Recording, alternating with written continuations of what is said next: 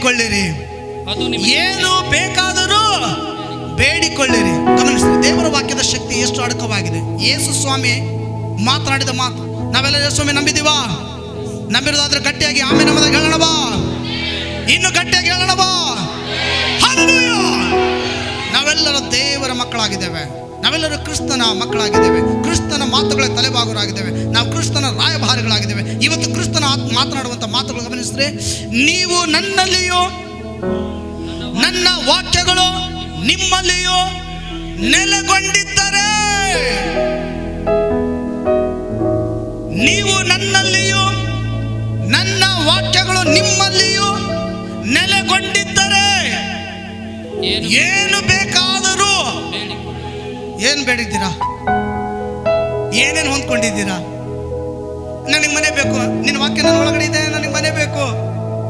ನಿನ್ನ ವಾಕ್ಯ ಯೇಸುವೇ ನನ್ನ ಒಳಗಡೆ ಇದೆ, ನನಗೆ ರೇಷ್ಮೆ ಸೀರೆ ಬೇಕು. ಓ, ನಿನ್ನ ವಾಕ್ಯ ನನ್ನ ಒಳಗಡೆ ಇದೆ, ನನಗೆ ತಾಳಿ ಸರ ಏನಂತಾರೆ, ತಾಳಿ ಸರ ಬೇಕು. ನಿನ್ನ ವಾಕ್ಯ ನನ್ನ ಒಳಗಡೆ ಇದೆ. ಇನ್ನೇನೇನು ಬೇಕು? ರೈಲ್ ಬೇಕು. ನಿನ್ನ ವಾಕ್ಯ ನನ್ನ ಒಳಗಡೆ ಇದೆ. ವಿಮಾನ ಬೇಕು, ವಿಮಾನ ಅಲ್ಲಿ ಇದೆಲ್ಲ. ಏನು ಬೇಕಾದರೂ ಬೇಡಿಕೊಳ್ಳಿರಿ ಹೇಳಿದೆಯಲ್ಲಪ್ಪ, ನನಗೀಗ ವಿಮಾನ ಬೇಕು. Praise the lord. ಎಷ್ಟು ಜನಕ್ಕೆ ವಿಮಾನ ಬೇಕು? ವಿಮಾನ ಬೇಕು ಬ್ರದರ್? ಬೇಡ. ಯಾಕಂದ್ರೆ ಪಾರ್ಕಿಂಗ್ ಸಮಸ್ಯೆ ಇದೆ. ಹಲ್ಲೆಲೂಯಾ! ಎಲ್ಲಿ ಪಾರ್ಕ್ ಮಾಡೋಣ? ಅದಕ್ಕೆ ಬೇಡ. ನಿನ್ನ ವಾಕ್ಯ ನನ್ನ ಒಳಗಡೆ ಇದೆ, ನನಗೆ ಫ್ಲೈಟ್ ಬೇಡ. ರೈಲು ಬೇಕಾ? ಹಳಿ ಎಲ್ಲಿ ಕಟ್ಟೋಣ? ಅದಕ್ಕೂ ದೊಡ್ಡ ಪಾರ್ಕಿಂಗ್ ಸಮಸ್ಯೆ ಇದೆ. ಸದ್ಯ ಈ ಮುಂಡ್ರಿಗೆ ಪಟ್ಟಣದಲ್ಲಿ ರೈಲೇ ಇಲ್ಲ. ಹಲ್ಲೆಲೂಯಾ! ಏನು ಬೇಕಾದರೂ ಬೇಡಿಕೊಳ್ಳಿರಿ ಅಂತ ಇದೆಯಲ್ಲ ದೇವ್ರೆ, ನನಗೆ ಇವೆಲ್ಲ ಬೇಕು. ಪಕ್ಕದ ಮನೆಯವರು ತಾಳಿ ಸರ ತಗೊಂಡ್ ಬಂದಿದ್ದಾರೆ, ನನಗೆ 5 ತೊಲಿ ತಾಳಿ ಸರ ಬೇಕು, ಈಗ ನನಗೆ ಕೊಡು. ದೇವ್ರ ಆಮೇನಂತಾನ ನೋಮೇನಂತಾರ? ಅದು ನಿನ್ನ ಶರೀರದ ಆಸೆಗೆ ದೇವರು ಎಂದಿಗೂ ಸ್ಪಂದಿಸುವುದಿಲ್ಲ. ದೇವರ ಚಿತ್ತವಿದ್ದರೆ ಆತನ ವಿಮಾನೇ ನಮಗೆ ಕೊಡುವನಾಗಿದ್ದಾನೆ. ಆತನ ಚಿತ್ತಕ್ಕೆ ವಿಧೇಯತೆಯಾಗಿ ಯಾರು ಬೇಡಿಕೊಳ್ತಾರೋ ಅವರು ಹೊಂದಿಕೊಳ್ಳುವರಾಗಿದ್ದಾರೆ. ಹಲ್ಲೆಲೂಯಾ! ನೀವು ನನ್ನಲ್ಲಿಯೂ ನನ್ನ ವಾಕ್ಯಗಳು ನಿಮ್ಮಲ್ಲಿಯೂ ನೆಲೆಗೊಂಡಿದ್ದರೆ ಏನು ಬೇಕಾದರೂ ಬೇಡಿಕೊಳ್ಳಿರಿ, ಅದು ನಿಮಗೆ ದೊರೆಯುವುದು. ಇದು ಮೊದಲನೇ ಆಶೀರ್ವಾದ. ಹಾಗಾದ್ರೆ ನಾವು ಬೇಡಿಕೊಳ್ಳೋದು ಏನು? ಪರಲೋಕ ರಾಜ್ಯದಲ್ಲಿರುವ ನನ್ನ ತಂದೆ, ನಿನ್ನ ನಾಮವು ಪರಿಶುದ್ಧ ಎಂದು ಎಣಿಸಲ್ಪಡಲಿ, ನಿನ್ನ ರಾಜ್ಯವು ಈ ಪಟ್ಟಣದಲ್ಲಿ ಬರಲಿ. ಎಷ್ಟು ಜನ ಪ್ರಾರ್ಥಿಸಿದ್ರ ಪ್ರಿಯರೇ? ನಿನ್ನ ರಾಜ್ಯವು ಈ ನಮ್ಮ ಕರ್ನಾಟಕ ರಾಜ್ಯದಲ್ಲಿ ಬರಲಿ, ನಿನ್ನ ರಾಜ್ಯವು ನಮ್ಮ ಭಾರತ ದೇಶದಲ್ಲಿ ಇಳಿದು ಬರಲಿ, ನಿನ್ನ ರಾಜ್ಯವು ಇವತ್ತು ಇಸ್ರಾಯೇಲ್ ಮತ್ತು ಹಮಾಸ್ ನಡುವೆ ನಡೀತಾ ಯುದ್ಧವು ಅದು ನಿಲ್ಲಲ್ಪಡಲಿ, ನಿನ್ನ ರಾಜ್ಯವು ಸ್ಥಳದಲ್ಲಿ ಬರಲಿ. ಅಲ್ಲಿರುವಂಥ ಜನರು ಗುಂಡಿಗೆ ಆವತಿಯಾಗಿ ಸಾಯ್ತಾ ಇದ್ದಾರೆ. ರಷ್ಯಾ ಮತ್ತು ಉಕ್ರೇನ್ ಸ್ಥಳಗಳಲ್ಲಿ ಕರ್ತನೆ ಅಲ್ಲಿ ಇಳಿದು ಬರಲಿ. ಲಕ್ಷಾನು ಲಕ್ಷ ಜನರು ಸತ್ತೋಗಿದ್ದಾರೆ. ಎಷ್ಟು ಜನ ಈ ಒಂದು ವಿಜ್ಞಾಪನೆಗಳ ಪ್ರಾರ್ಥನೆ ಮಾಡಿದ್ರ ಪ್ರಿಯರೇ? ದೇವರ ರಾಜ್ಯವು ಈ ಭೂಮಿಯ ಮೇಲೆ ಸ್ಥಾಪಿಸಲ್ಪಡುವುದಕ್ಕಾಗಿ ನಾವು ಪ್ರಾರ್ಥಿಸುವವರಾಗಿರಬೇಕು. ಇದು ದೇವರ ಚಿತ್ತ ಪ್ರಿಯರೇ. ನಾವು ದೇವರ ಚಿತ್ತ ಬಿಟ್ಟು ನಮ್ಮದೇ ಆಗಿರ್ತಕ್ಕಂಥ ಶರೀರದ ವಿಲಾಸಗಳನ್ನು ಹೊಂದಿಕೊಳ್ಳೋದಕ್ಕಾಗಿ ನಾವು ಬೇಡಿಕೊಂಡರೆ ದೇವರು ಎಂದಿಗೂ ಸ್ಪಂದಿಸುವುದಿಲ್ಲ.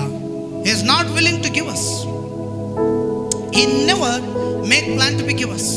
ನಮ್ಮನ್ನು ಆತನು ಕೊಡಲು ಇಷ್ಟಪಡುವುದಿಲ್ಲ. ದೇವರ ಚಿತ್ತಕ್ಕೆ ವಿಧೇಯತೆಯಾಗಿ ನಾವು ಬೇಡಿಕೊಂಡಾಗ ಅದು ನಮಗೆ ಸಮಾಪ್ತಿಯಾಗಿ ತಟಸ್ಥವಾಗಿ, ಅಂದರೆ ಎಸ್ ನಾನು ನಿನಗೆ ಕೊಡುತ್ತೇನೆ ಎಂಬುದಾಗಿ ಆತನು ಕೊಡುವನಾಗಿದ್ದಾನೆ ಪ್ರಿಯರೇ. Praise Lord. ಈ ವಾಕ್ಯಗಳನ್ನು ಕೈಗೊಂಡು ನಡೆಯುವುದರಿಂದ, ದೇವರ ವಾಕ್ಯಗಳನ್ನು, ಸತ್ಯವೇದದ ವಾಕ್ಯಗಳನ್ನು ಕೈಗೊಂಡು ನಡೆಯುವುದರಿಂದ ಆಗುವ ಲಾಭಗಳು ನಂಬರ್ 1 ಏನು? ನಾವು ಏನು ಬೇಕಾದರೂ ಕರ್ತನ ಚಿತ್ತಕ್ಕೆ ವಿಧೇಯತೆಯಾಗಿ ಬೇಡಿಕೊಂಡ್ರೆ ಅದೆಲ್ಲವನ್ನು ಹೊಂದಿಕೊಳ್ಳುವರಾಗಿದ್ದೇವೆ. ಎರಡನೇದಾಗಿ, ನಾವು ಕ್ರಿಸ್ತನ ವಾಕ್ಯದಲ್ಲಿ ನೆಲೆಗೊಂಡರೆ ನಿಜವಾಗಿಯೂ ನಾವು ಕ್ರಿಸ್ತನ ಶಿಷ್ಯರಾಗಿ ಆಹಾರತೆಯನ್ನು ಹೊಂದಿಕೊಳ್ಳುವಂತಹ ಕೃಪೆಯನ್ನು ಹೊಂದಿಕೊಂಡಿದ್ದೇವೆ. ನಾವು ಕ್ರಿಸ್ತನ ವಾಕ್ಯದಲ್ಲಿ ನೆಲೆಗೊಂಡರೆ ನಿಜವಾದ ಕ್ರಿಸ್ತನ ಶಿಷ್ಯರಾಗಿ ನಡೆಯುವಂತಹ ಆಹಾರತೆಯನ್ನು ಹೊಂದಿಕೊಳ್ತೇವೆ ನಾವು. ಯೋಹಾನ 8:31 ಪ್ರಿಯರೇ, ಆಗ ಯೇಸು ತನ್ನನ್ನು ನಂಬಿದ ಯಹೂದ್ಯರಿಗೆ ನೀವು ನನ್ನ ವಾಕ್ಯದಲ್ಲಿ ನೆಲೆಗೊಂಡವರಾದರೆ ನಿಜವಾಗಿಯೂ ನನ್ನ ಶಿಷ್ಯರಾಗಿ ನಿಜವಾದ ನನ್ನ ಶಿಷ್ಯರಾಗಿರುವಿರಿ. ಆಮೇಲೆ ಒಂದು ವೇಳೆ ನೆಲೆಗೊಂಡಿಲ್ಲ ಅಂತಂದ್ರೆ ನನ್ನ ಶಿಷ್ಯರಾಗಿ ನಡೆಯಲಿಕ್ಕೆ ಸಾಧ್ಯವಿಲ್ಲ. ನಾವು ಕರ್ತನ ಶಿಷ್ಯರಾಗಿ ನಡೆಯೋಣವಾ, ದೇವರ ಮಕ್ಕಳಾಗಿ ನಡೆಯೋಣವಾ? ನಾವು ನಡೆಯುವುದಾದರೆ ಕರ್ತನ ಶಿಷ್ಯರಾಗಿ ನಡೆಯೋಣ ಪ್ರೇರೆ. ದೇವರ ವಾಕ್ಯ ಹೇಳ್ತಾ ಇದೆ, ನಿಜವಾಗಿಯೂ ನನ್ನ ವಾಕ್ಯಗಳನ್ನು ನೀವು ಕೈಗೊಂಡು ನಡೆಯುವುದಾದರೆ ನೀವು ನನ್ನ ಶಿಷ್ಯರಾಗಿ ಬದುಕುವಿರಿ. ಒಂದು ವೇಳೆ ಇಲ್ಲ ಅಂತಂದರೆ ನಿಮಗೆ ನಾನು ನಿನ್ನ ಗುರು ಅಥವಾ ನಿನ್ನ ದೇವರಾಗಲು ಸಾಧ್ಯತೆ ಆಗುವುದಿಲ್ಲ ಎಂಬುದಾಗಿ ದೇವರ ವಾಕ್ಯ ಹೇಳ್ತಾ ಇದೆ. ಎರಡನೇ ಆಶೀರ್ವಾದ, ನಾವು ಕ್ರಿಸ್ತನ ಶಿಷ್ಯರಾಗಿ ನಡೆದುಕೊಳ್ಳುವಂಥ ಅರ್ಹತೆಯನ್ನು ಹೊಂದಿಕೊಳ್ಳುವವರಾಗಿದ್ದೇವೆ. ಮೂರನೇದಾಗಿ, ಈ ವಾಕ್ಯ ಎಂಬ ಸತ್ಯ ನಮ್ಮನ್ನು ಎಲ್ಲ ಗಂಡಾಂತರಗಳಿಂದ ತಪ್ಪಿಸಿ ದೇವರ ರಾಜ್ಯಕ್ಕೆ ಸೇರಿಸುವಂತಹ, ದೇವರ ಸತ್ಯ ಮಾರ್ಗ ನಡೆಸುವಂಥ ಕೃಪೆಯನ್ನು ನೀಡ್ತದೆ. ಯೋಹಾನ 8:32. ವಾಕ್ಯವನ್ನು ನಾವು ಧರಿಸಿಕೊಂಡು ನಡೆದಾಗ ನಾವು ದೇವರ ರಾಜ್ಯದಲ್ಲಿ ಸತ್ಯಕ್ಕೆ ತಕ್ಕ ಹಾಗೆ ಆತನ ರಾಜ್ಯದಲ್ಲಿ ನಡೆಯುವಂಥ ಕೃಪೆಯನ್ನು ಹೊಂದಿಕೊಳ್ಳೋರಾಗಿದ್ದೇವೆ. ಯೋಹಾನ 8:32. ಮತ್ತು ಸತ್ಯವು ನಿಮ್ಮನ್ನು ಬಿಡುಗಡೆ ಮಾಡುವುದು, ಸತ್ಯವು ನಿನ್ನನ್ನು ಬಿಡುಗಡೆ ಮಾಡುವುದು ಎಂದು ಹೇಳಿದನು. ಎಸ್, ನೀನು ಸತ್ಯ ಎಂಬ ವಾಕ್ಯವನ್ನು ಕೈಗೊಂಡು ನಡೆಯುವುದಾದರೆ ಆ ಸತ್ಯ ಎಂಬ ವಾಕ್ಯ ಒಂದು ದಿನ ನಿನ್ನನ್ನು ಬಿಡುಗಡೆ ಮಾಡ್ತದೆ, ನರಕದಿಂದ ತಪ್ಪಿಸ್ತದೆ. ಮತ್ತೆ ಅಷ್ಟೇ ಅಲ್ಲ, ನಿನ್ನನ್ನು ಆ ಒಂದು ನ್ಯಾಯ ತೀರ್ಪಿನ ದಿನದಿಂದ ಈ ವಾಕ್ಯ ತಪ್ಪಿಸ್ತದೆ. ನಾವೆಲ್ಲರೂ ದೇವರ ರಾಜ್ಯದಲ್ಲಿ ಸೇರುವಂಥ ಅರ್ಹತೆಯನ್ನು ಹೊಂದಿಕೊಳ್ಳೋರಾಗಿದ್ದೇವೆ. ಮೂರನೇದಾಗಿ, ಧರ್ಮೋಪದೇಶ ಕಾಂಡ 17:20 ಯಾರು ಈ ವಾಕ್ಯಗಳನ್ನು ಕೈಗೊಂಡು ನಡೀತಾರೋ ಅವರು ಈ ಭೂಮಿಯ ಮೇಲೆ ಹೆಚ್ಚಿನ ಕಾಲ ಬದುಕುವರಾಗಿದ್ದಾರೆ. ಅದು ಹೇಗೆ? ಸಮಾಧಾನದಿಂದ ಬದುಕುವರಾಗಿದ್ದಾರೆ ಈ ಭೂಮಿಯ ಮೇಲೆ ಹೆಚ್ಚಾಗಿ. ಎಸ್, ಹೀಗಾದರೆ ಅವನು ಮತ್ತು ಅವನ ಸಂತತಿಯವರು ಬಹುಕಾಲ ರಾಜ್ಯಾಧಿಕಾರವನ್ನು ನಡೆಸುತ್ತಾ ಇಸ್ರಾಯೇಲರ ನಡುವೆ ಬಾಳುವರು ದೀರ್ಘಕಾಲ ಸಮಾಧಾನದಿಂದ ಬಾಳುವರು. ಈ ಕಾರಣಕ್ಕಾಗಿ ದೇವರ ವಾಕ್ಯಗಳನ್ನೇ ಹೊಂದಿಕೊಂಡು ಬದುಕ್ರಿ ಪ್ರಿಯರೇ. ಯಾರಲ್ಲಿ ದೇವರ ವಾಕ್ಯ ಇರ್ತದೋ ಅವರಲ್ಲಿ ಪವಿತ್ರಾತ್ಮ ತುಂಬಿಸಲ್ಪಡ್ತಾ ಹೋಗ್ತಾನೆ. ದೇವರ ವಾಕ್ಯ ಇಲ್ಲದೆ ಪವಿತ್ರಾತ್ಮ ತುಂಬಲಿಕ್ಕೆ ಸಾಧ್ಯವಿಲ್ಲ. ಆಮೇಲೆ ದೇವರ ವಾಕ್ಯವಿಲ್ಲದೆ ಪವಿತ್ರಾತ್ಮ ಭರಿತರಾಗಲು ಸಾಧ್ಯತೆ ಇರುವುದಿಲ್ಲ. ಯಾರಲ್ಲಿ ದೇವರ ವಾಕ್ಯ ಮೊದಲಿರ್ತದೋ ತದನಂತರ ಪವಿತ್ರಾತ್ಮ ತುಂಬಲ್ಪಡುವುದಾಗಿದೆ. ಇದು ಎಂಟಿ ಆಗಿರಬಾರ್ದು. ನಮ್ಮ ಆತ್ಮವು ಸದಾಕಾಲ ವಾಕ್ಯದ ತುಂಬಲ್ಪಟ್ಟಾಗ ಪವಿತ್ರಾತ್ಮ ಭರಿತರಾಗಿ ನಾವು ಬೇಡುವಂಥ ವಿಜ್ಞಾಪನೆಗಳಿಗೆ ದೇವರು ಸ್ಪಂದಿಸಿ ಉತ್ತರ ಕೊಡುವನಾಗಿರ್ತಾನೆ. ಅದಕ್ಕೆ ಆಗಲೇ ದೇವರ ವಾಕ್ಯ ನೋಡಿದ್ವಿ ನಾವು. ಯಾವುದು? ಯೋಹಾನ 15:7. ನೀವು ನನ್ನಲ್ಲಿಯೂ ನನ್ನ ವಾಕ್ಯಗಳು ನಿಮ್ಮಲ್ಲಿಯೂ ನೆಲೆಗೊಂಡಿದ್ದರೆ ಏನು ಬೇಕಾದರೂ ಬೇಡಿ. ಮೊದಲು ದೇವರು ಹೇಳಿದ್ದು ಪವಿತ್ರಾತ್ಮ ಭರಿತರಾಗ್ರಿ ಅಂತಲ್ಲ, ವಾಕ್ಯ ಭರಿತರಾಗ್ರಿ ಮೊದಲು ಅಂತ ಹೇಳಿ. ತದನಂತರ ಪವಿತ್ರಾತ್ಮ ಆಟೋಮೆಟಿಕ್ ನಮ್ಮಲ್ಲಿ ತುಂಬಲ್ಪಡೋನಾಗಿದ್ದಾರೆ. ವಾಕ್ಯವಿಲ್ಲದೆ ಗಮನಿಸ್ಬೇಕು ನಾವು. ಅಪೊಸ್ತಲರ ಕೃತ್ಯದಲ್ಲಿ ಆದಿ ಅಪೊಸ್ತಲರು 120 ಶಿಷ್ಯರು 12 ದೇಶದಿಂದ ಮಾರ್ಕನ ಮೇಲ್ಛಾವಣಿ ಮನೆಯ ಮೇಲೆ ಆ ಒಂದು ಸೆಕೆಂಡ್ ಫ್ಲೋರಲ್ಲಿ ಕೋಣೆಯಲ್ಲಿ ಎಲ್ಲ ಶಿಷ್ಯರು ಕುಳಿತುಕೊಂಡು 120 ಶಿಷ್ಯರಿದ್ರು. ಅವರು ಏನನ್ನು ಹೊಂದಿಕೊಂಡು ಪ್ರಾರ್ಥಿಸ್ತಾ ಇದ್ರು? ವಾಗ್ದಾನವನ್ನು ಹೊಂದಿಕೊಂಡಿದ್ದರು.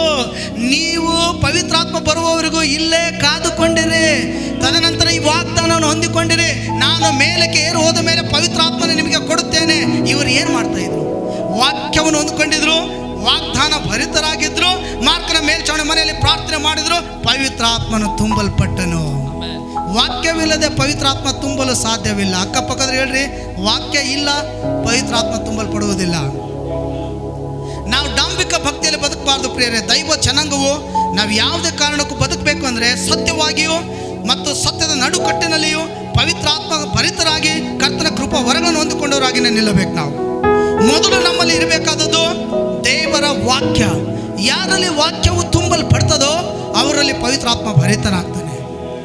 ಆದಿ ಅಪೊಸ್ತಲರು ನಾವು ನೋಡ್ತಾ ಇದ್ದೇವೆ. ಮಾರ್ಕನ ಮೇಲ್ಛಾವಣಿ ಮನೆಯಲ್ಲಿ ಅಪೊಸ್ತಲರ ಕೃತ್ಯ 1ನೇ ಅಧ್ಯಾಯದಲ್ಲಿ ನಾವು ನೋಡ್ತಾ ಇದ್ದೇವೆ. ಏನು?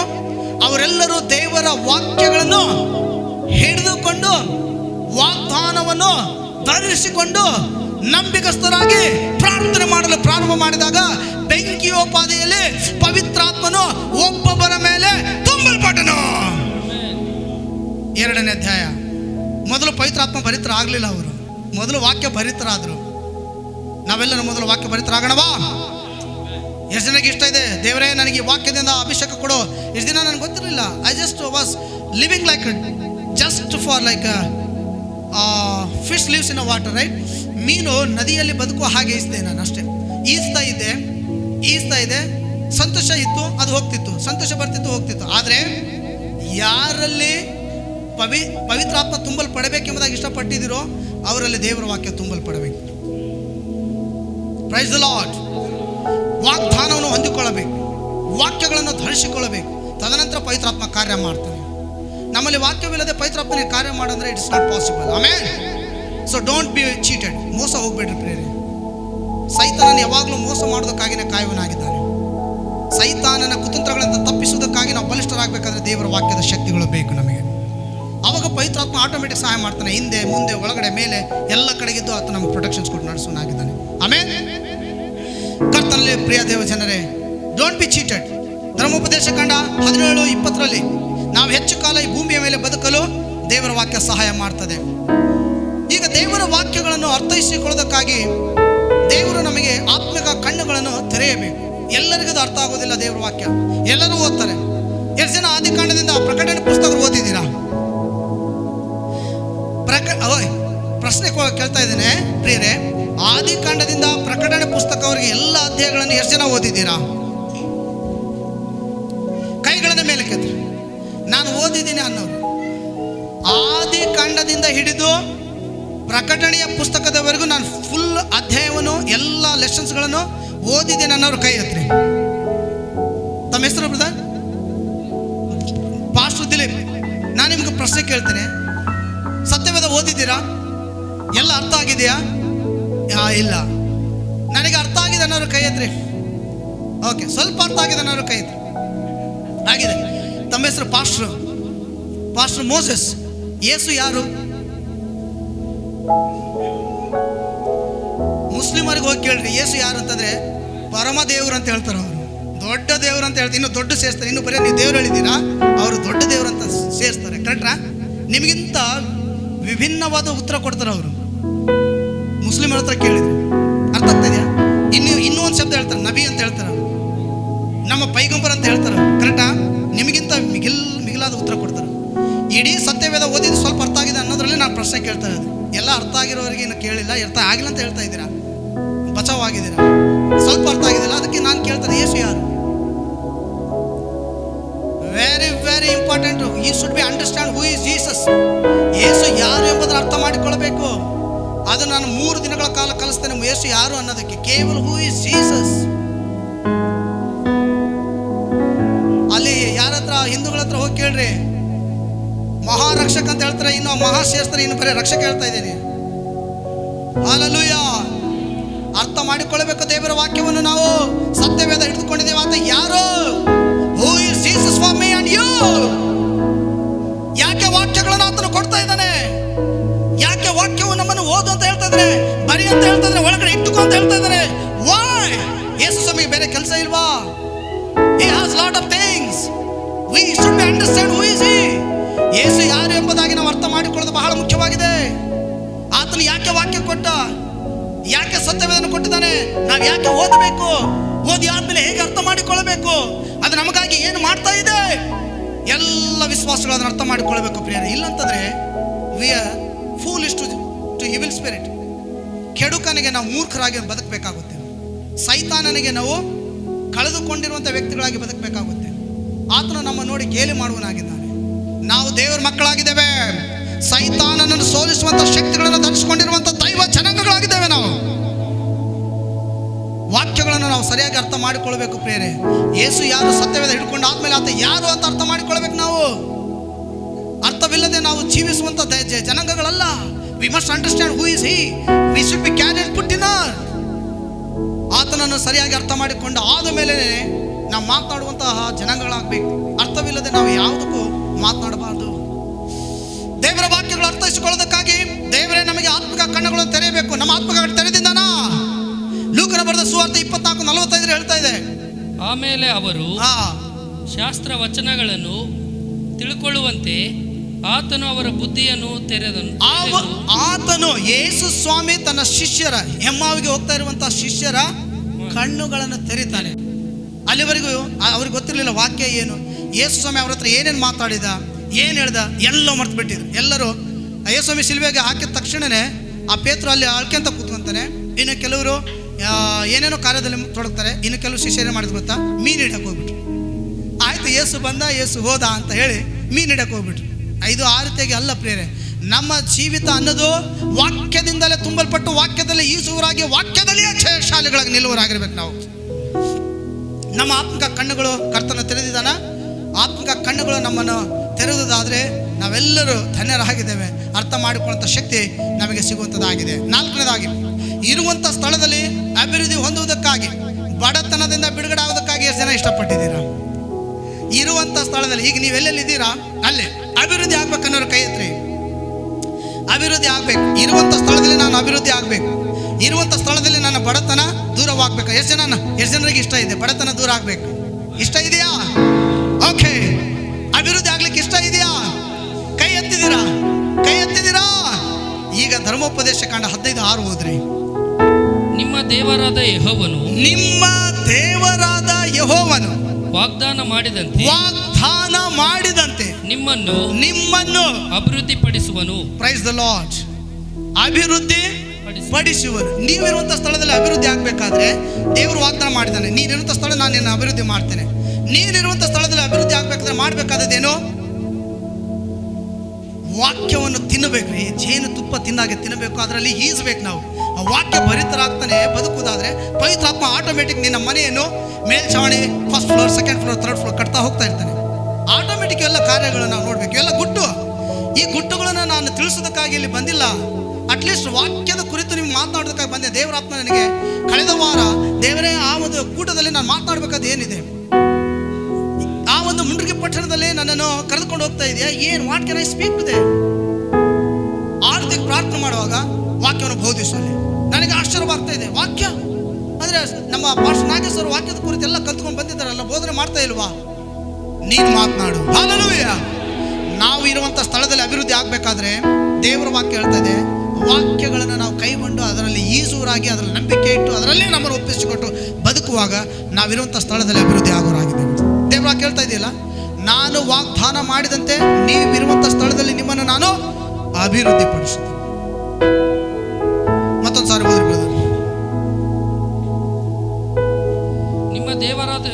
ನಿಮ್ಮ ದೇವರಾದ ಯೆಹೋವನು ವಾಗ್ದಾನ ಮಾಡಿದಂತೆ ನಿಮ್ಮನ್ನು, ನೋಡ್ರಿ, it's a past tense, not a future.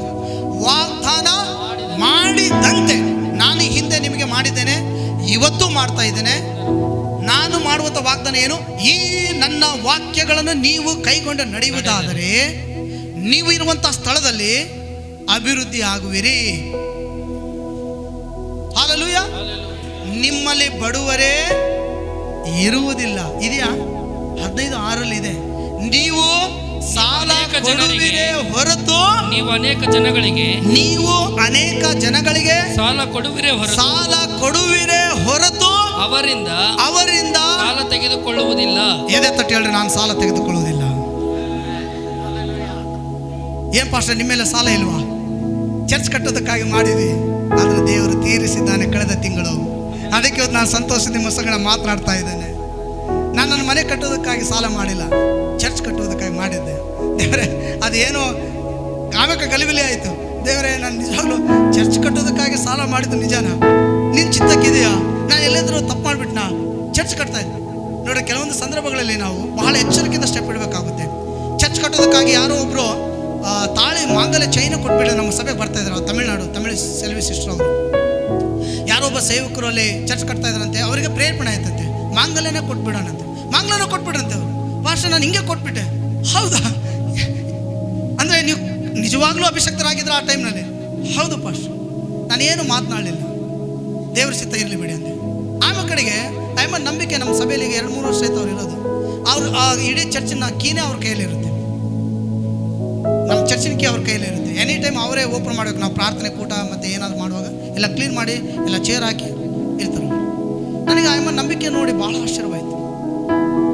ಅವ್ರು ಯಾರು, ನಾವ್ಯಾರು, ಅವ್ರು ಎಲ್ಲಿಂದ ಬಂದ್ರೆ ನಾವ್ಯಾರು, ಅವ್ರಿಗೆ ಗೊತ್ತೇ ಇಲ್ಲ ಅವ್ರ ಬ್ಯಾಕ್ಗ್ರೌಂಡ್ ಏನು ಅಂತ. ಬಟ್ ಅವ್ರ ಕೈಯಲ್ಲಿ ಕ್ಯೂ ಕೊಟ್ಟಿದ್ದೀವಿ, ನಮಗೆ ಗೊತ್ತಿಲ್ಲ ಹಾಗೆ ದೇವ್ರು ಮಾಡ್ತಾ ಕಾರ್ಯಗಳು ನೋಡ್ರಿ. ತದನಂತರ ಅವರ ಸಾಕ್ಷಿಗಳು ಕೇಳ್ತಾ ಹೋದಾಗ ಒಂದು ಟೈಮ್ ಪಾಸ್ಟರ್ ಚರ್ಚ್ ಕಟ್ತಾ ಇದ್ರು, ನಾನು ಈಗ ಕೊಟ್ಬಿಟ್ಟೆ. ಓ, ಹಾಗೆ ನೀನು ಅದ್ಭುತ ಕಾರ್ಯ ದೇವರು ನಿನಗೆ ಆ ಸಮಯದಲ್ಲಿ ಪ್ರೇರಣೆ ಕೊಟ್ಟಿರ್ತಾನೆ. ಇದು ನಿಜ. ಇವತ್ತು ನೋಡ್ರಿ, ಇದು ಗೊತ್ತಿಲ್ಲದ ಸ್ಥಳ, ಗೊತ್ತಿಲ್ಲವಂಥ ನಾವುಗಳು ನಿಮಗೆ ಕೀಗಳನ್ನು ಕೊಡುವಂತಹ ಕೃಪೆಯನ್ನು ಆ ದೇವರೇ ಕೊಟ್ಟಿದ್ದಾನೆ ಅಂತೇಳಿ ಸಾಕ್ಷಿ ಪ್ರಿಯರು. Praise the lord. ನೋಡ್ರಿ, ಕೆಲವೊಂದು ಸಂದರ್ಭಗಳಲ್ಲಿ ದೇವ್ರ ವಾಕ್ಯ ಹೇಳ್ತಾ ಇದೆ, ನೀವು ಅನೇಕ ಜನಗಳಿಗೆ ಸಾಲ ಕೊಡುವಿರೇ ಹೊರತು. ವಾಕ್ಯದಲ್ಲಿ ಇದೆ. ಈ ವಾಕ್ಯ ಎಷ್ಟು ಜನ ನಂಬ್ತಾ ಇದ್ದೀರಾ ನೀವು? ಸಾಲ ಕೊಡುವಿರೇ ಹೊರತು ಸಾಲ ತೆಗೆದುಕೊಳ್ಳುವುದಿಲ್ಲ. ಈ ಮಾತಿಗೆ ನಾವೇನು ಹೇಳೋಣ? ಎಷ್ಟು ಜನರ ಮೇಲೆ ಸಾಲ ಇದೆ? ಕೈ ಎತ್ತಿ ತೋರಿಸಿ. ಪ್ರಾಮಾಣಿಕವಾಗಿ ದೇವರ ಸನ್ನಿಧಾನದಲ್ಲಿ ಎಲ್ಲರ ಮೇಲೆ ಸಾಲ ಇದೆ. ಈ ವಾಕ್ಯ ನಿಮಗೆ ಉಲ್ಟಾ ಮಾತಾಡ್ತಾ ಇದೆ ಇಲ್ಲ? ಹಾಗಾದ್ರೆ ವಾಕ್ಯ ಹೇಗೆ ಕೈಗೊಂಡು ನಡೀತಾ ಇದ್ದೀರಾ ನೀವು? ವಾಕ್ಯ ಎಲ್ಲಿದೆ? ಈ ವಾಕ್ಯ ಓದಿದಿರಲ್ಲ?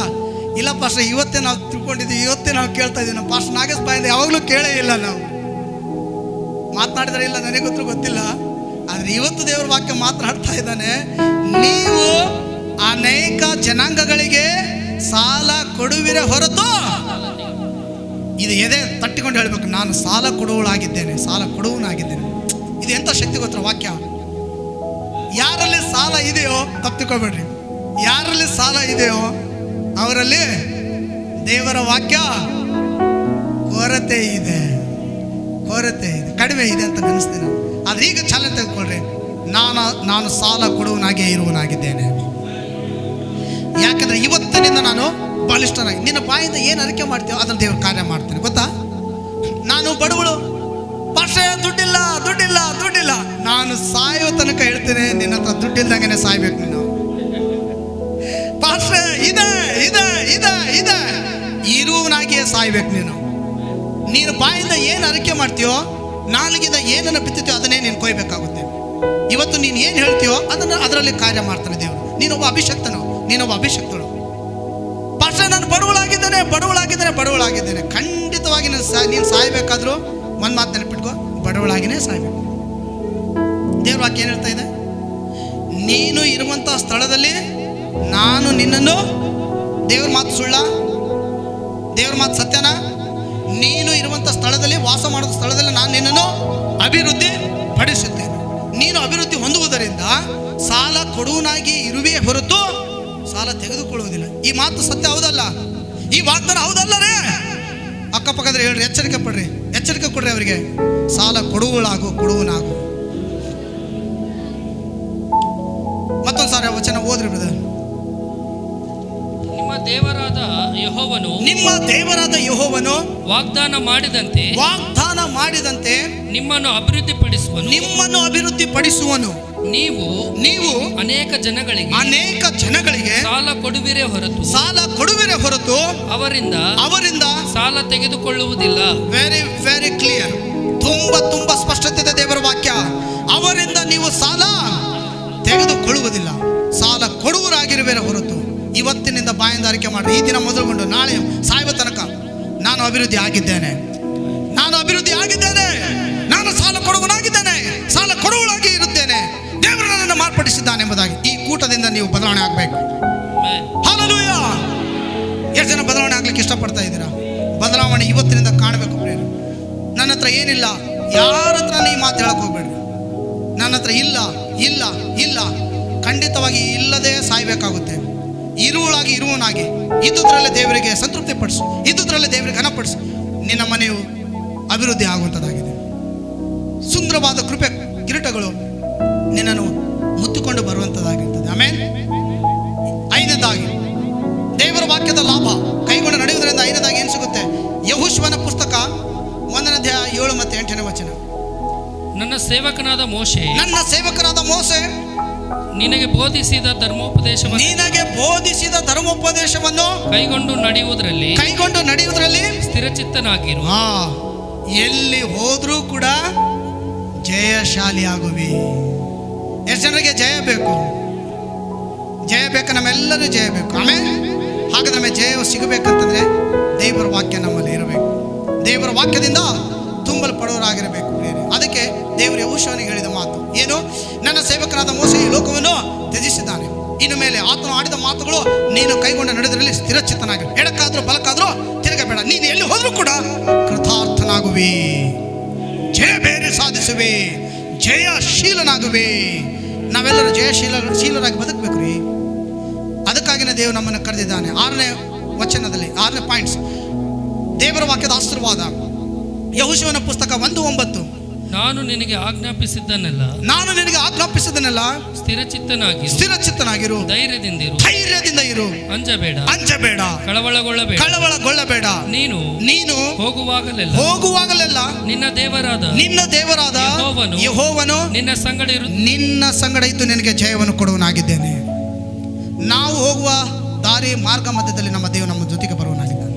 ನಮಗೆ ಜಯವನ್ನು ಆತನು ಕೊಡಲು ಸದಾ ಸಿದ್ಧನಾಗಿದ್ದಾನೆ. ದೇವರ ವಾಕ್ಯವನ್ನೇ ಕೈಗೊಂಡು ನಡೆಯುವರಾಗ್ರಿ. ದೇವರ ವಾಕ್ಯದಲ್ಲೇ ನಿಮ್ಮನ್ನು ಒಪ್ಪಿಸಿಕೊಳ್ಳುವರಾಗ್ರಿ. ದೇವರ ವಾಕ್ಯದ ಬಲದಲ್ಲೇ ನಿಮ್ಮನ್ನು ಸಮರ್ಪಣೆ ಮಾಡಿಕೊಂಡು ಬದುಕ್ರಿ. ಆ ವಾಕ್ಯವೇ ನಿಮಗೆ ಅಭಿವೃದ್ಧಿ, ಆ ವಾಕ್ಯವೇ ನಿಮಗೆ ಜಯ, ಆ ವಾಕ್ಯವೇ ನಿಮಗೆ ಆಶೀರ್ವಾದ, ಆ ವಾಕ್ಯವೇ ಪರಲೋಕ ರಾಜ್ಯ, ಆ ವಾಕ್ಯವೇ ಬಿಡುಗಡೆ. ವಾಕ್ಯವಿಲ್ಲದೆ ನಾವು ಶುಭ ಹೊಂದಲು ಆಗುವುದಿಲ್ಲ. ವಾಕ್ಯವಿಲ್ಲದೆ ಜಯ ಬೇರೆ ಸಾಧಿಸಲಾಗುವುದಿಲ್ಲ. ಯೆಹೋಶುವನು ಜಯಶೀಲನಾದ ವಾಕ್ಯದ ಬಲದಿಂದ, ದಾನಿಯೇಲ ಜಯಶೀಲನಾದ ವಾಕ್ಯದ ಬಲದಿಂದ, ಮೋಸೆ ಕೆಂಪು ಸಮಯ ವಿಭಾಗ ಮಾಡಿದ ದೇವರ ವಾಕ್ಯದ ಬಲದಿಂದ. ಆಮೇಲೆ ವಾಕ್ಯವಿಲ್ಲದೆ ಪವಿತ್ರಾತ್ಮ ಕಾರ್ಯ ಮಾಡುವುದಿಲ್ಲ. ಎಲ್ಲಿ ವಾಕ್ಯವಿರ್ತದೋ, ಯಾವ ಸಭೆ ಯಾರ ಒಳಗಡೆ ವಾಕ್ಯವಿರ್ತದೋ ಅಲ್ಲಿ ದೇವರ ಆತ್ಮ ಕಾರ್ಯ ಮಾಡೋನಾಗಿದ್ದಾನೆ. ಲೇಟ್ ಆದರೂ ಕೂಡ ತನ್ನ ಕಾರ್ಯಗಳನ್ನು ದೇವರು ಲೇಟೆಸ್ಟ್ ಆಗಿ ಅದ್ಭುತವಾಗಿ ಮಾಡೋನಾಗಿದ್ದಾನೆ. ಆಮೇಲೆ ಎಸ್, 7ನೇದಾಗಿ ಗಮನಿಸಿ, ಕೀರ್ತನೆ 119:50. ಕೀರ್ತನೆ ಪುಸ್ತಕ 119:50 ದೇವರ ವಾಕ್ಯದ ಆಶೀರ್ವಾದ. ಸಾಮ್ಸ್ 119:50 ದೇವರ ವಾಕ್ಯ ಎಲ್ಲಿ ಸಹಾಯ ಮಾಡ್ತದೆ ಗಮನಿಸಿ. ದೇವರ ವಾಕ್ಯ, ನಿನ್ನ ನುಡಿಯು ನನ್ನನ್ನು ಚೈತನ್ಯಗೊಳಿಸುತ್ತದೆ. ಇದೇ ನನಗೆ ಆದರಣೆ. ಆಪತ್ಕಾಲದಲ್ಲಿ 7ನೇ ಆಶೀರ್ವಾದ. ಆಪತ್ಕಾಲದಲ್ಲಿ, ಆಪತ್ತು ಇರುವಾಗ ದೇವರ ವಾಕ್ಯ ನಮ್ಮನ್ನು ಆಧರಣೆ ತುಂಬಿಸಿ ಸಹಾಯ ಮಾಡ್ತದೆ. ದಾವೀದನ ಅರಿಕೆ ಗಮನಿಸಿ. ದೇವರ ವಾಕ್ಯ 7ನೇ ಆಶೀರ್ವಾದ ತರ್ತಾ ಇದೆ ನಮಗೇನು? ಆಪತ್ಕಾಲದಲ್ಲಿ ನಮಗೆ ಆಧರಣೆ ತರ್ತದೆ. ಎಲ್ಲೋ ಆಕ್ಸಿಡೆಂಟ್ ಆಗಿ ಬೀಳುವಂಥ ಸಮಯದಲ್ಲಿ ದೇವರ ವಾಕ್ಯ ನಮಗೆ ಪವಿತ್ರಾತ್ಮನಿಂದ ಕಾಪಾಡುವಂಥ ಶಕ್ತಿ ಕೊಡ್ತಾ ಹೋಗ್ತದೆ. ಆಪತ್ಕಾಲದಲ್ಲಿ ನಮಗೆ ಆಧರಣೆಯನ್ನು ನೀಡ್ತದೆ. 8ನೇದಾಗಿ, ಕರ್ತನ ವಾಕ್ಯ ನಮ್ಮ ಒಳಗಡೆ ಇರುವುದರಿಂದ ಯಾವುದೇ ಪಾಪ ಮಾಡದಂತೆ ಆ ವಾಕ್ಯ ನಮ್ಮನ್ನು ತಡೆ ಹಿಡಿತದೆ. ಕೀರ್ತನೆ 119:9 ಮತ್ತು 11 ಪ್ರಿಯರೇ, ಯವನಸ್ಥನು ತನ್ನ ನಡತೆಯನ್ನು ಶುದ್ಧಪಡಿಸಿಕೊಳ್ಳುವುದು ಯಾವುದರಿಂದ? ನಿನ್ನ ವಾಕ್ಯವನ್ನು ಕೈಗೊಂಡು ನಡೆಯುವುದರಿಂದ. ಆಮೇಲೆ ನಾವೆಲ್ಲರೂ ಕರ್ತನ ವಾಕ್ಯಗಳನ್ನು ಕೈಗೊಂಡು ನಡೆಯೋದು ಶುದ್ಧರಾಗ್ತಾ ಹೋಗೋಣ. ಅದನ್ನು ನಮ್ಮ ಒಳಗಡೆ ಇಟ್ಟುಕೊಳ್ಳುತ್ತಾ ಹೋಗೋಣ. ಪಾಪವು ನಮ್ಮನ್ನು ತಡೆ ಹಿಡಿಯಲು, ಪಾಪವು ನಮ್ಮನ್ನು ಮುತ್ತಿಗೆ ಹಾಕಲು ಸಾಧ್ಯವಾಗುವುದಿಲ್ಲ. ಪಾಪವನ್ನು ನಮ್ಮನ್ನು ನಾಶಪಡಿಸಲು ಸಾಧ್ಯವಿಲ್ಲ. ಯಾಕಂದರೆ ದೇವರ ವಾಕ್ಯದ ಬಲವು ಪಾಪವನ್ನು ಜಯಿಸಿದೆ. ದೇವರ ವಾಕ್ಯದ ಬಲವು ಪಾಪವನ್ನು ಕ್ಷಮಿಸುವಂಥ ಶಕ್ತಿ, ಅದನ್ನು ಮೆಟ್ಟಿ ನಿಲ್ಲುವಂಥ ಶಕ್ತಿ ಕೊಡುವಂಥದ್ದಾಗಿದೆ. ಈ ಕಾರಣಕ್ಕಾಗಿ ಯವನಸ್ಥನು ತನ್ನ ನಡತೆಯನ್ನು ಶುದ್ಧಪಡಿಸಿಕೊಳ್ಳೋದು ಯಾವುದರಿಂದ? ನಿನ್ನ ವಾಕ್ಯಗಳನ್ನು ಕೈಗೊಂಡು ಅದನ್ನು ಧ್ಯಾನಿಸಿ ನಡೆಯುವುದರಿಂದ. ಆಮೇಲೆ ನಾವೆಲ್ಲ ದೇವರ ವಾಕ್ಯಗಳನ್ನು ಕೈಗೊಂಡು ನಡೆಯೋದ್ರಲ್ಲಿ ಮೊದಲಿಗರಾಗೋಣ ಪ್ರಿಯರೇ. 9ನೇದಾಗಿ ದೇವರ ವಾಕ್ಯದ ಗುರಿ ಏನು? ಇದನ್ನು ನಾನು ಮಾತನಾಡಿ ಕನ್ಕ್ಲೂಷನ್ ತೆಗೆದುಕೊಳ್ತೇನೆ. ದೇವರ ವಾಕ್ಯದ ಗುರಿ ಏನಿದೆ ರೀ?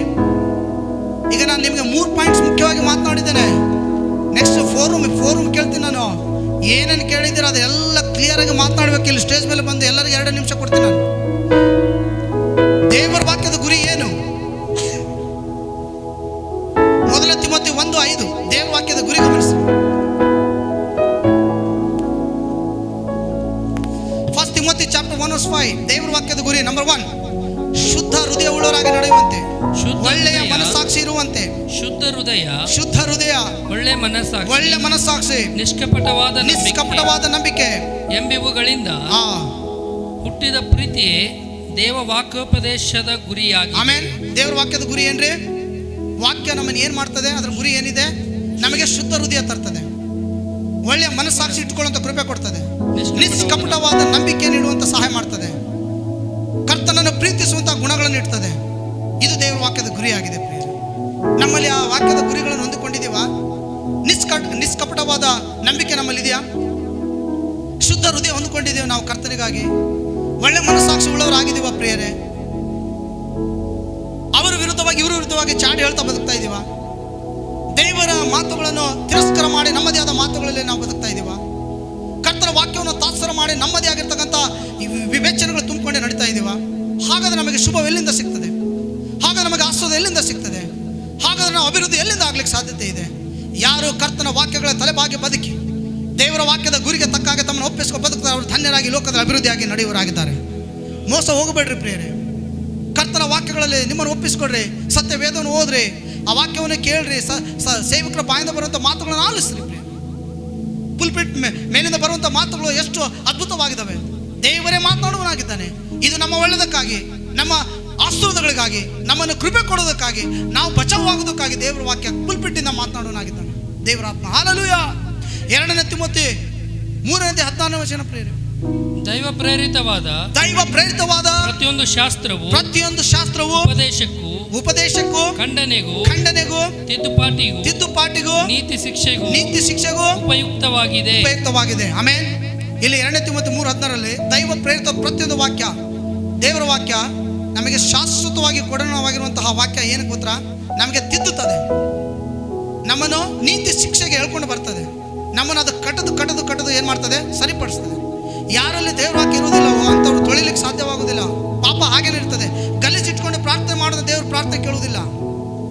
ನಿನ್ನ ಸಹೋದರನ ತಪ್ಪನ್ನು ಕ್ಷಮಿಸಿ ಕ್ಷಮಾಪಣೆ ಯಾಚಿಸಿ ಬಾ ನನ್ನ ಆಲಯಕ್ಕೆ, ತದನಂತರ ನಿನ್ನ ಪ್ರಾರ್ಥನೆ ಆಲಿಸ್ತೀನಿ. ಒಂದು ವೇಳೆ ನೀನು ಹಾಗೆ ಮಾಡಲಿಲ್ಲ ಅಂದರೆ ನಿನ್ನ ಪ್ರಾರ್ಥನೆ ನಾನು ಕೇಳುವುದಿಲ್ಲ ಅಂತ ದೇವ್ರ ವಾಕ್ಯ ಸ್ಪಷ್ಟವಾಗಿ ಮಾತನಾಡ್ತದೆ. ಕರ್ತನಲ್ಲಿರುವಂಥ ಪ್ರಿಯ ದೇವ ಜನರೇ, 2 ತಿಮೋಥಿ 3:16 ಹಾಗೆ ಮತ್ತಾಯನ ಬರೆದ ಸುವಾರ್ತೆ 24:35 ದೇವರ ವಾಕ್ಯ ಎಂದಿಗೂ ಅಳೆಯುವುದಿಲ್ಲ, ಇದು ಶಾಶ್ವತವಾಗಿರುವಂಥದ್ದಾಗಿದೆ. ನಮ್ಮ ಕರ್ತನು ವಾಕ್ಯದಲ್ಲೇ ಚಲಿಸುವನಾಗಿದ್ದಾನೆ. ವಾಕ್ಯದ ಮೂಲಕ ಅದ್ಭುತ ಕಾರ್ಯ ಮಾಡ್ತಾನೆ. ಯಾಕಂದ್ರೆ ಆತನ ವಾಕ್ಯವಾಗಿರುವುದರಿಂದ. ಕರ್ತನ ಮಾತು ಸದಾಕಾಲ ಇರುವುದು. 1 ಪೇತ್ರ 1:25 ಕರ್ತನ ಮಾತು. ಭೂಮಿ ಆಕಾಶಗಳು ಅಳಿದು ಹೋದರು, ಈ ನನ್ನ ಮಾತುಗಳು ಅಳಿಯುವುದೇ ಇಲ್ಲ ಎಂಬುದಾಗಿ ನಾನೀಗ ಸತ್ಯ ಹೇಳುತ್ತೇನೆ ಅಂತ. ನಮ್ಮ ಕರ್ತನ ಮಾತುಗಳು ಭೂಮಿಯ ಮೇಲೆ ಸದಾಕಾಲ ಇರು. ಈ ಒಂದು ಭೂಮಿ ಬೆಂಕಿಯಿಂದ ನಾಶವಾದ ಮೇಲೂ ಕೂಡ ಆತನ ವಾಕ್ಯ ಶಾಶ್ವತವಾಗಿ ನಿಲ್ಲುವಂಥದ್ದಾಗಿದೆ. ಸಾವಿರಾರು ವರ್ಷಗಳ ಕಾಲ ನಾವು ಕರ್ತನೊಂದಿಗೆ ರಾಜ್ಯಭಾರವನ್ನು ಮಾಡುವರಾಗಿದ್ದೇವೆ. ಈ ಕಾರಣಕ್ಕಾಗಿ ದೇವರ ವಾಕ್ಯ ತಾತ್ಸರ ಮಾಡಬೇಡ್ರಿ. ಕೊನೆಯ ದಿನಮಾನಗಳಲ್ಲಿ ಸೈತಾನನು ಜನರಲ್ಲಿ ಮೋಸ ಮಾಡ್ತಾ ಇದ್ದಾನೆ. ವಾಕ್ಯಗಳನ್ನು ಅರ್ಥ ಮಾಡಿಕೊಳ್ಳೋದಾಗಿ ಆತ್ಮಿಕ ಕಣ್ಣುಗಳನ್ನು ಮುಚ್ಚುತ್ತಾ ಇದ್ದಾನೆ. ದೇವರ ವಾಕ್ಯಗಳಿಗೆ ತಾತ್ಸರ ಮಾಡುವಂಥ ಯೋಚನೆ ಕೊಡ್ತಾ ಇದ್ದಾನೆ. ಈ ಕಾರಣಕ್ಕಾಗಿ ದೇವರ ಮಕ್ಕಳನ್ನು ನಾವು ಈ ಕಲ್ವಾರಕ್ಷಣ ಸಭೆ, ಮುಂಡ್ರಿಗಿ ಸಭೆ, ಎಲ್ಲ ಪ್ರತಿಯೊಬ್ಬ ವಿಶ್ವಾಸಕ್ಕೆ ಬಂದಿರುವಂಥ ಸೇವಕರು ಯಾರೇ ಆಗಿರಲಿ, ದೇವರ ವಾಕ್ಯಗಳಲ್ಲಿ ಹೆಚ್ಚಾಗಿ ನಿಮ್ಮನ್ನು ಒಪ್ಪಿಸಿಕೊಡ್ರಿ.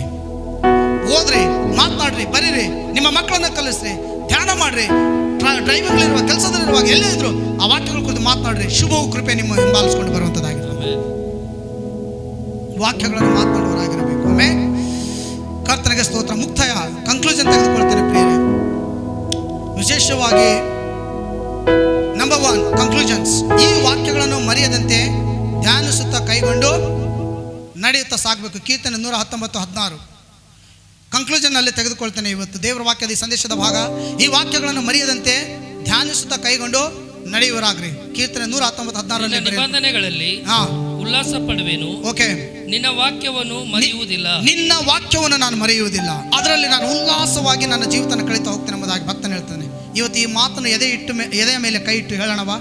ನಿನ್ನ ಮಾತು ನಾನು ಮರೆಯುವುದಿಲ್ಲ, ನಿನ್ನ ನಿಬಂಧನೆ ನಾನು ಮರೆಯುವುದಿಲ್ಲ, ಇದನ್ನು ಕೈಗೊಂಡು ನಡೆಯುತ್ತೇನೆ. ಈ ದಿನ ಮೊದಲುಗೊಂಡು ಉಳಿದ ಜೀವನದ ತನಕ, ನನ್ನ ಜೀವಿತ ತನಕ, ನಾನು ಉಳಿದ ಎಲ್ಲ ಜೀವಿತದಲ್ಲಿ ಉಸಿರಾಡುವ ತನಕ ನಿನ್ನ ವಾಕ್ಯದಲ್ಲೇ ನಾನು ಉಲ್ಲಾಸ ಪಟ್ಟು ಅದನ್ನೇ ಕೈಗೊಂಡು ನಡೀತೇನೆ ದೇವರೇ. ಆಮೇಲೆ ನಮ್ಮ ಕರ್ತನು ಭಕ್ತನಾದ ದಾವಿದನು ಆ ಆರಿಕೆ ಮಾಡ್ತಾನೆ ಪ್ರೇರೆ. ಕೀರ್ತನೆ 119:16 ಈ ವಾಕ್ಯಗಳನ್ನು ನಾನು ಮರೆಯದಂತೆ ನಿನ್ನ ವಾಕ್ಯವನ್ನು ಧ್ಯಾನಿಸ್ತಾ ಈ ವಾಕ್ಯಗಳನ್ನು ಕೈಗೊಂಡು ನಡೀತೇನೆ ದೇವರು ಎಂಬುದಾಗಿ. ಎರಡನೇದಾಗಿ, ದೇವರ ವಾಕ್ಯ ನಮ್ಮ ನಾಲಿಗೆಗೆ ರುಚಿಯಾಗಿದೆ ಹಾಗೂ ನಮ್ಮ ಬಾಯಿಗೆ ಜೇನುತುಪ್ಪವಾಗಿರ್ತದೆ. ಕೀರ್ತನೆ 119:103 ಸಾಮ್ಸ್ 119 ನಿನ್ನ ನುಡಿಗಳು ನನ್ನ ನಾಲಿಗೆಗೆ ಎಷ್ಟೋ ರುಚಿಯಾಗಿವೆ. ಯಾರೋ ಒಬ್ಬ ಪಾಸ್ಟ್ ಹೇಳ್ತಾ ಇದ್ರು, ಇಲ್ಲ ಪಾಸ್ಟ್ ನಾನು ಮೈಸೂರು ಪಾಕ್ ತಿಂದಿದ್ದಕ್ಕೆ ರುಚಿಯಾಗಿತ್ತು ಅಂತ ಹೇಳಿ. ಮೈಸೂರು ಪಾಕಿಗೂ ದೇವ್ರ ವಾಕ್ಯಕ್ಕೆ ವ್ಯತ್ಯಾಸವಿದೆ ಪ್ರಿಯ. ಇಲ್ಲ ಪಾಸ್ಟ್ರೆ ನನ್ನ ಬಾಯಿ ಸಿಹಿಯಾಗಿದೆ, ನಾನು ಪೆಂಪರ್ಮೆಂಟ್ ತಿಂದಿದೆ, ಚಾಕ್ಲೇಟ್ ತಿಂದಿದೆ. ನೋ, ದೇವ್ರ ವಾಕ್ಯಕ್ಕೂ ಚಾಕ್ಲೇಟ್ಗೂ ವ್ಯತ್ಯಾಸ ಇದೆ. ಜೇನುತುಪ್ಪಕ್ಕೂ ದೇವ್ರ ವಾಕ್ಯಕ್ಕೂ ವ್ಯತ್ಯಾಸ ಇದೆ ಪ್ರಿಯರೇ. ನಮ್ಮ ನಾಲಿಗೆ ಸಿಹಿಯಿಂದ ಕೂಡಿರಬೇಕು. ನಮ್ಮ ಆತ್ಮವು ಆನಂದ ಭರಿತವಾಗಬೇಕಂದ್ರೆ ದೇವರ ವಾಕ್ಯ ನಾಲಿಗೆಯಲ್ಲಿರಬೇಕು. ಆ ವಾಕ್ಯವು ಆತ್ಮದಲ್ಲಿ ಇರುವಾಗ ಮಾತ್ರ ಸಿಹಿಯಾಗಿರ್ತದೆ, ಸುಂದರವಾಗಿರ್ತದೆ.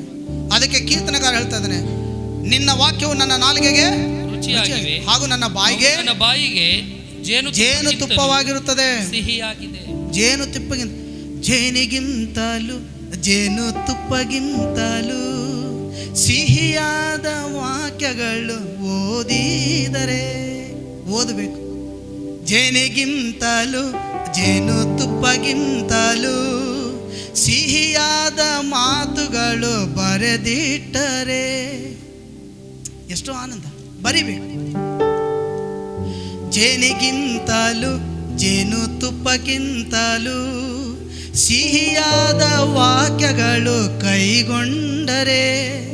ಆಮೇಲೆ ಕೈಗೊಳ್ಳಬೇಕು ಪ್ರಿಯರೇ, ಬರೆದಿಟ್ಟುಕೊಳ್ಬೇಕು, ಮಾತನಾಡಬೇಕು.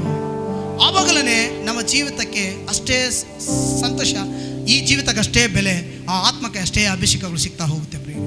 ವಾಕ್ಯವಿಲ್ಲದೆ ಪ್ರಾರ್ಥನೆ ಮಾಡಬೇಡ್ರಿ. ಇವತ್ತು ನಿಮ್ಮ ಸತ್ಯವೇದ ಓದಿದ್ರೆ ಬೆಳಗ್ಗೆ ಒಂದು ವಾಕ್ಯ ಓದಿ ಸಾಕು. ಒಂದು ಲೆಸನ್ಸ್ ಬೇಡ. ಬಿಸಿ ಇದ್ದೀರಾ, ಒಂದು ವಾಕ್ಯ ಓದು, ಅದು ಹಿಡಿದುಕೋ.